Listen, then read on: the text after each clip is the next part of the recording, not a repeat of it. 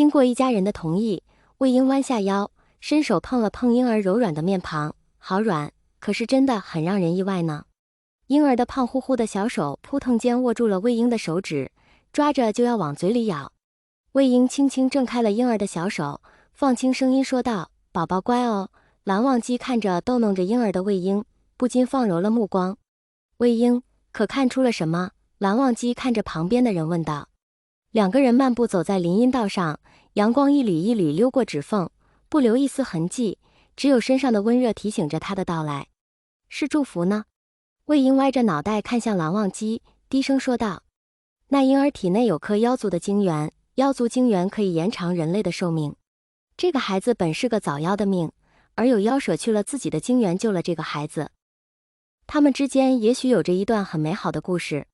蓝湛，爷爷怕是要失望了。”魏婴凑到蓝忘机身边，指尖缠绕了蓝忘机的一缕头发。不会，每条生命都值得尊重，既然没有作恶，怎可因一己私利罔顾生命？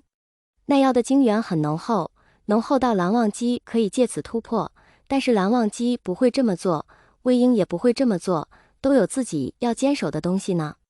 蓝湛，蓝湛，我们去采一阵玩吧。魏婴左脚一发力，整个人如火箭般直直往蓝忘机怀里撞去。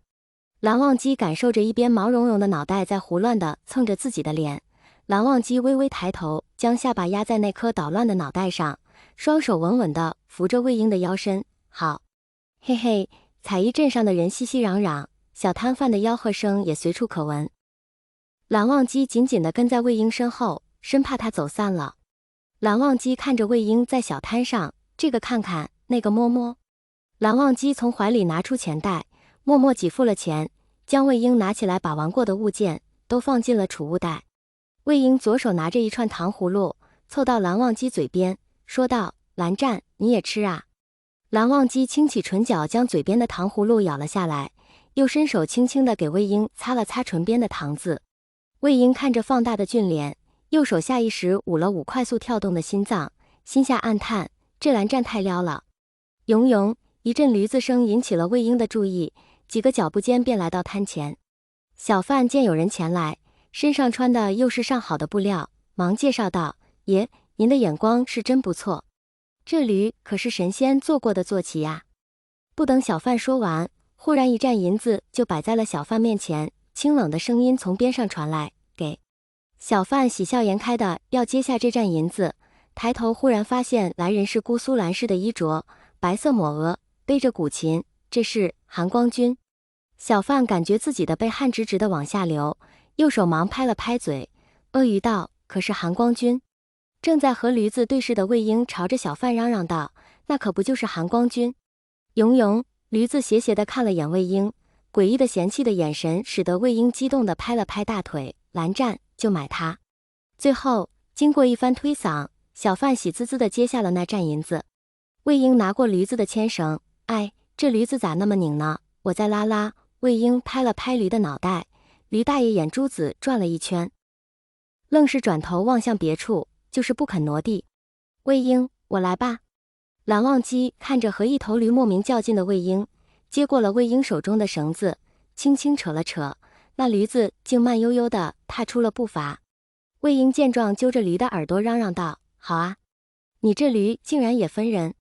蓝湛，你说这些小动物怎么都偏心？云深不知处的兔子是，如今这街头的驴都偏。无事，我偏你。蓝湛，你下次撩我，要提前和我说一下呀。”“好。”“蓝湛，蓝湛，你说叫这驴叫什么好呢？小苹果，小葡萄？均可，就叫它小苹果吧。”“喁喁。”蓝忘机耐心地听着魏婴的话语，时不时地答应一声表示赞同，气氛十分融洽，直至消失在街头的拐角处。后记：玄正41年整，仙门选仙都，修仙界大改，一设执法堂，2立新规，3开收养院，4建瞭望台，5成业列队。精简的5点措施为后面的盛世做足了铺垫。云梦在吴江氏，江晚银施丹，无法庇佑一方百姓。云梦张家通过正当竞争夺得云梦世家派驻权。张家家主待人温厚，进退有度。张家入住云梦之日，云梦百姓皆夹道欢迎，而前宗主江晚银不知所踪。兰陵金氏金光善死于乱箭之下，因其风流成性，被辱女子不计其数，下属家眷无一幸免。嫡子金自轩之妻江晏离于仙都选举之日，名誉尽毁，为保名声自缢于屋内。金夫人悲痛万分，削发为尼，与青灯古佛常伴。远方尊金光尧因其父金光善之举，散尽半数家财用作善事。而金自轩之子金陵过继金光尧之下，清河聂氏聂怀桑凭借一己之力稳定聂家内乱，其兄聂明觉退位让贤，成为最年轻的家族长老。